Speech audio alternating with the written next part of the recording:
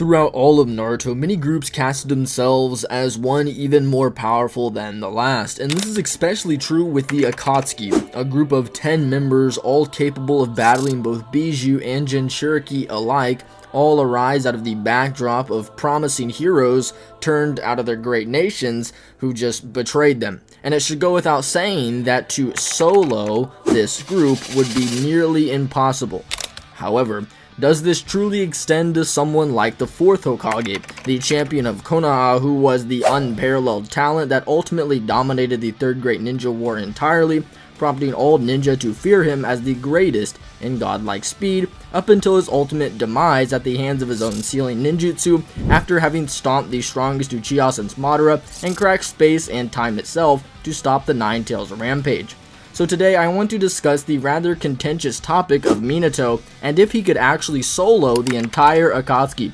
as he isn't a character like Hashirama, but is still on the tier needed for this to be a discussion. Anyway, y'all know the drill. Why am I still yapping? Let's just jump in. As mentioned previously, it would be Minato's performance and humiliation of the other nations in the Third War that would prompt all ninja to hail him as the greatest in godlike speed, even praising him as someone greater than the strongest shinobi in Tsunegakure, the strongest Kazekage ever, the third, Oniki himself, the third Raikage, and even the more dominant Hanzo, the salamander, who once beat down all 3 Sannin at the same time, and boasted a power great enough that when the 6 Paths of Pain would return to assassinate him, Tendo implies that the only reason they won this time around was due to Hanzo merely dolling out in his resolve to conquer the world, and had he kept such a resolve, he might have been able to conquer even the invincible Pain, the strongest man in the Akatsuki in terms of raw strength, according to the chapter 357 synopsis statement, placing that raw strength even above both Kakazu's natural disaster leveling ninjutsu and Sasori's iron sand that was praised as the most feared weapon in all of Tsunegakure, before having the poison applied as well, which is consistent with how both Kakazu and Sasori would have lived through the age of the Third War and long before, showing how they would be consistently below Minato, who would be more rivaled by Akatsuki members like Itachi, who at one point in time surpassed Minato's time in the Forest of Death and was second only to him in the written exams, being a talent that was exceptional even amongst the strongest clan in Konoha, standing second only to Shisui the Teleporter, someone who is seen as a rising star on track to surpass the 4th Hokage. Although, through a few more years, Itachi would grow astronomically, no longer being paralyzed by Obito's aura, but now cutting through it with a level of forcefulness that eventually led to Obito dropping his bloodlust in his aura, which also confirmed that it wasn't a matter of if he could or not, but he would kill Obito, who might have grown since his battle with the 4th Hokage, where he could ultimately keep up with Minato when accounting for Kamui, although Minato, whilst fatigued, would ultimately still win the battle of speed, separating the Nine Tails and placing a flying rising seal on his back, which is disingenuously omitted for most discussions when people for whatever reason still give Obito his knowledge on Minato and just leave that out. And if you're going to do that, you also have to account for what the second data book calls a mark of death already being placed on him, immediately eliminating Obito from the fight. And if you want to admit both, then that's fine, but I would still keep in mind that any mark placed is essentially the end-all be-all, as Minato can exit the flying rising subspace with either a chakra-enhanced kunai or Rasengans readied for fatal blows. Minato's Rasengan, even whilst he was 15, fatigued and poisoned and suppressed, could overwhelm a Nine Tails Bijou bomb several times larger than the one that Orochimaru thought would just evaporate him upon contact, so no wonder Obito's arm literally melted off after this level of force. Orochimaru is a character hailed as a powerful shinobi on par with the same Jiraiya who was chosen over Kakashi twice for the title of Hokage, this being a much later Kakashi than the one who could rival Kakazu and his 5 hearts while simultaneously picking up the slack laid down by Ina Shikacho. Many of the large-scale ninjutsu attacks, including all of Kakazu's generational level ninjutsu, including the false darkness equal to that of 2 Raikiri, would just be evaded via either flying flying Raijin or just his body flicker that's faster than all the previous Hokage. More formidable attacks like Deidara's bombs, including the C2 that's capable of one-shotting Bijou and flipping Turtle Island, would be a problem just due to more pressure being on the battlefield, but none of them would be fast enough to end Minato, seeing as while their explosive velocity is above the likes of Heavy Sasuke, he could still react, showing how he truly is someone with godlike speed, exceeding many of the Akatsuki members as proclaimed in Data Book 3, but we just know Minato is the greatest in this category, also scaling him above this Deidara and most of his attacks in a similar manner to how even the 4th Raikage himself would hail himself as the fastest man alive, even after fighting a version of Sasuke monstrously above the previous version that was outspeeding Deidara in close quarters combat. Now, other threats like the large-scale water style from Kisame, the Scourge of the Mist, would also likely be futile as well, as while yes, the Shark Bomb can be used in lower forms for closer combat, at which it can overpower base My Guy, it still won't be neither threatening enough for Minato to use Guiding Thunder, nor actually strong enough to hit him due to the Flying Raijin being a factor, as many of Killer Bee's higher forms were much faster than Kisame, such as the V1 and V2 variations, and it's only when utilizing the bubble that he was truly outpacing B, which Minato would just dip out of and focus on the other members. And we know that Kisame always yields to Itachi once the MS is taken into account, such as in their introduction where he backs off upon seeing it, fitting with the Storm Generations cutscene, which is supposedly canon to the anime, where Kisame can keep up with the sick Itachi but taps out when the MS is unveiled. Ultimately, it's actually what Kisame believes would take down Jiraiya, and we know that the second databook hails the Amaterasu as legendary, a title also given to the wood style, and you guessed it, the Flying Raijin. Digressing back towards Itachi, while he does rival Obito when he's younger, at least on a lower unquantifiable end, he gains power to a nigh unrecognizable level, paralleling similar growth to Kage Summit Sasuke, who grew exponentially due to the hatred and darkness that festered out of the shadow of Itachi's torment through the massacre. He would gain a usage of both Tsukiyomi and the Amaterasu, both which could kill Minato if they were to land, and more importantly the Susanoo to follow, which would ultimately amplify all of his stats to a level potentially more comparable to an older Obito, if you account for later concessions like potentially Obito stating that had Itachi known everything about him, he'd be dead, or now that Itachi's dead, Konoha's no longer off limits. And while neither of these are a possible cause for Itachi definitively being above Obito, it could at least add to the case that there is a rivalry there that's genuinely competitive. In the Naruto Road to Ninja movie, which was officially worked on by Kishimoto and advertised as canon, with there being an official manga canon guide to supplement its release alongside volume 61 in 2012, Kishimoto actually drew a mini build-up manga that was placed in Naruto Box Set 3, like how parts of the first fan book were in Box Set 2, things like that. Regardless, in this movie, Obito does choose to leave rather than fight Itachi, stating that he's a nuisance and could even set him on fire if he put his mind to it, which at least helps this idea. However, it's not as clear as Minato completely beating Obito via slamming his face in the dirt, which probably wouldn't even change had Obito been older, as we know that whilst in a weakened and drained Edo Tensei body missing an arm after fighting a war and draining his entire Nine Tails cloak essentially twice, he can not only perform one-handed signs, but also combo attack persistently with a Raikiri War Art Kakashi, who would be superior to the earlier version, capable of fighting equally with Renegon Obito. So while yes, Minato is beyond a KCM2 Naruto only in regards to speed, both Itachi and Obito have arguments to suggest that they would be above a KCM1 Naruto, although definitely below a KCM2 Naruto, not only through Obito's narrative of being someone that Naruto needs KCM2 to battle, and Itachi's power in relation to him, but also while yes, Itachi's illness plagued him in his fight with Sasuke through a searing pain through the lungs and the mucking up of his chakra, many months prior, his stamina issues and illness signs really weren't there, as he could use a fireball jutsu and clones and genjutsu with just 30% of his chakra, something also supported further by a couple years prior to that. Itachi could use Tsukiyomi multiple times, Amaterasu, water style clones, stuff like that, you name it, and the Tsukiyomi could prove fatal to Minato. During the battle 16 years ago, Minato battled Obito and knew of him possessing a Sharingan and suggested that he was Madara, but at length it didn't matter, as he would need to be stopped either way, where where Minato would stare Obito in the eyes for most of the battle, prompting some fans and scalers to offer the interpretation that perhaps Minato is immune to genjutsu. Although I would likely apply at least some basic skepticism to this, as similar characters like both A and B stare Sasuke down and never get caught into genjutsu until one point in the B fight, so many fighters like this probably don't care until, later, and we know that Minato fought alongside the Wicked Eye Fugaku in the Third War, someone said to be especially talented even against the complex history of the Uchiha clan. You see, originally, people on the face of the earth, and how they live are bound by limitations like time, gravity, and space, and how people exert their abilities within those restrictions is what separates the victors from the vanquished. Although in contrast to other genjutsu, the Tsukiyomi genjutsu is one feared as the strongest for its ability to render the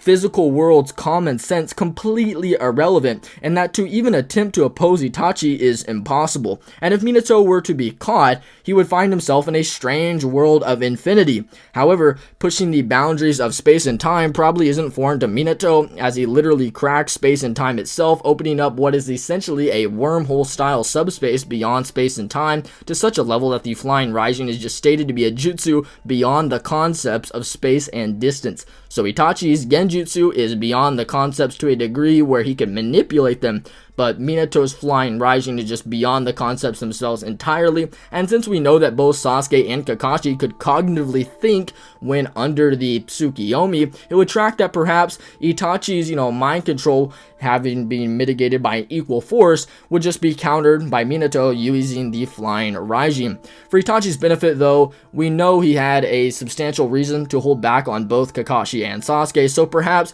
he could eliminate their free will if he wanted. So Tsukiyomi would be virtually moot for both parties, and in juxtaposition with that, the Amaterasu would actually be extremely helpful, but probably not in the way you would imagine. As well, yes, Minato is likely going to be dodging it if fired at him. The ground and surrounding area could be completely lit on fire, eliminating any practical use for Minato's best starting chance against large groups of shinobi, like he does in the Iwanen, in the Third War, where he just tosses kunai everywhere. We know that the Amaterasu also operates on a target basis, meaning that it doesn't critically burn anything outside of the intended target. The Raikage's arm that's cloaked, the trees, even Madara's armor are all prime examples of this, whereas when Itachi fires it at both Edo Nagato and the animal summons, it basically instantly incinerates them, burning the replicating dog faster than the Rasen Shuriken that's implied to surpass Minato's Rasengan. So if the Amaterasu were to be targeted on Minato or just placed on the ground and or both,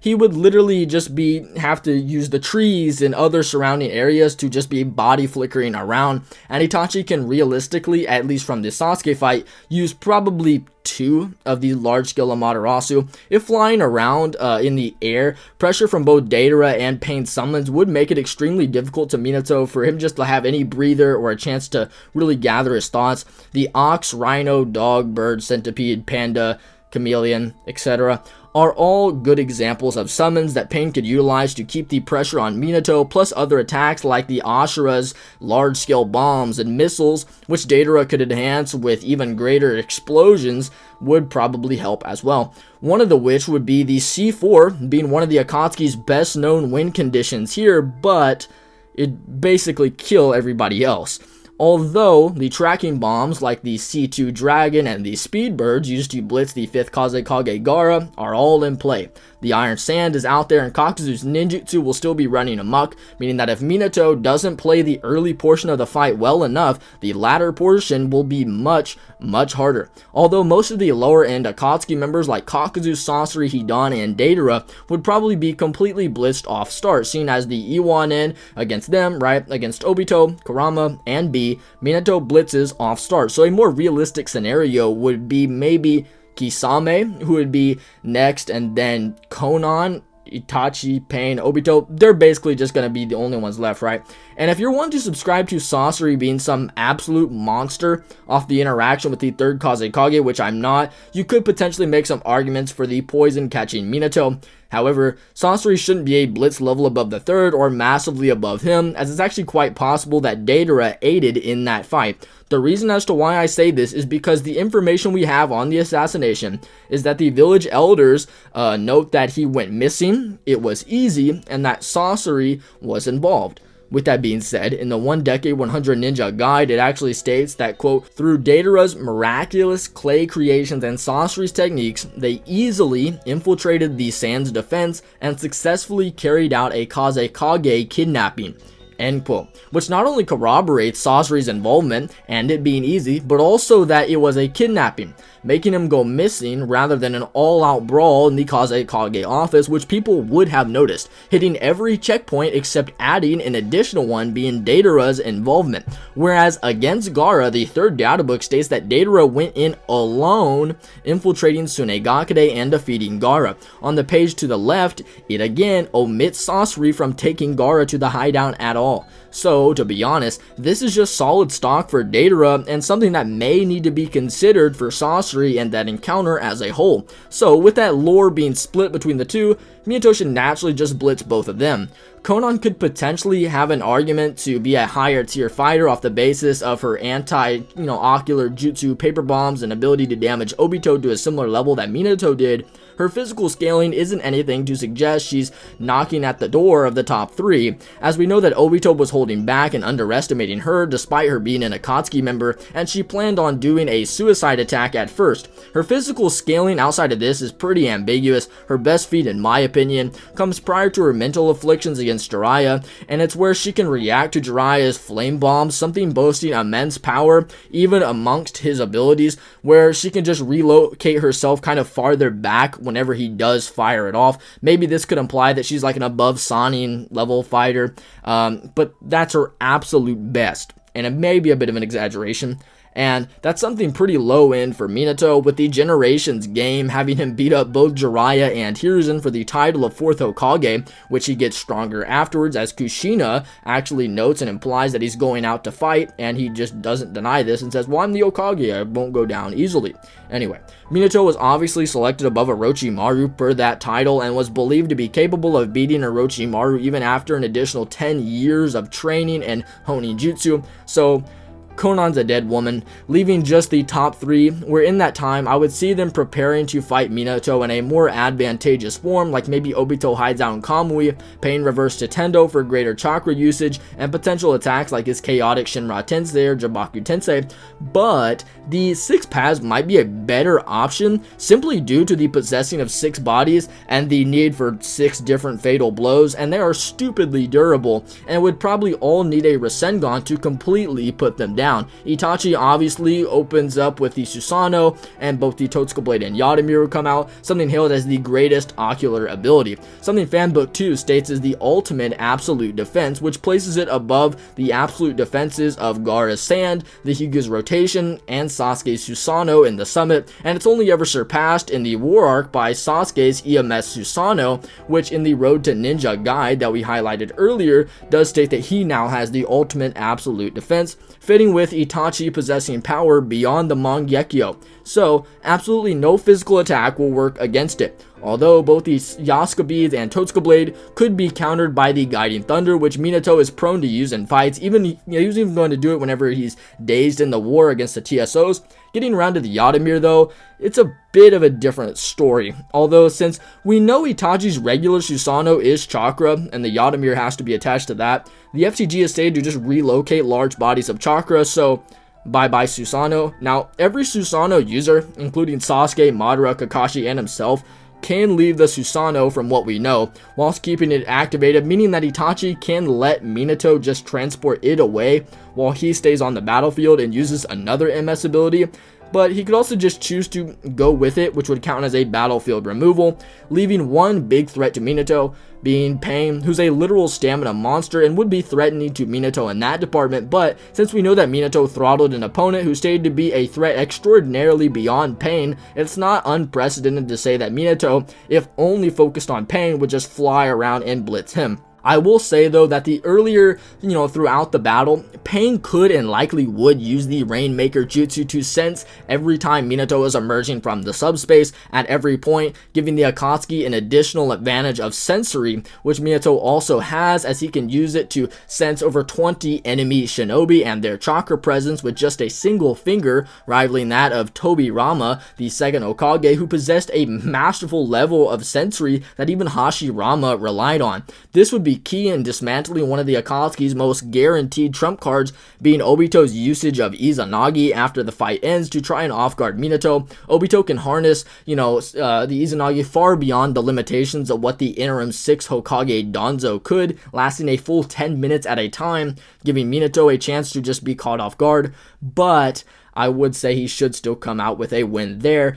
pretty handily, just due to the sensory. Anyway, with all that being said, the Akatsuki's real win cons come from either a lucky C4, maybe a C0, maybe a poison stab from Sasori, or a poke from Hidan.